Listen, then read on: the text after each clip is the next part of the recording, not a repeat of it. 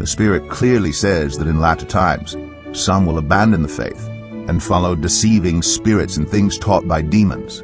Such teachings come through hypocritical liars, whose consciences have been seared as with a hot iron. They forbid people to marry and order them to abstain from certain foods which God created to be received with thanksgiving by those who believe and who know the truth. For everything God created is good, and nothing is to be rejected if it is received with thanksgiving, because it is consecrated by the word of God and prayer.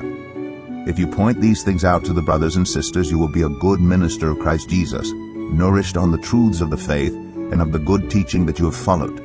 Have nothing to do with godless myths and old wives' tales. Rather, train yourself to be godly.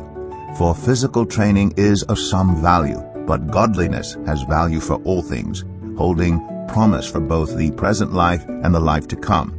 This is a trustworthy saying that deserves full acceptance. That is why we labor and strive, because we have put our hope in the living God, who is the Savior of all people, and especially of those who believe. Command and teach these things.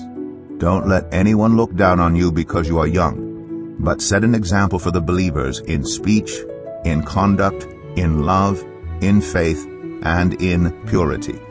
Until I come, devote yourself to the public reading of Scripture, to preaching, and to teaching. Do not neglect your gift, which was given you through prophecy when the body of elders laid their hands on you.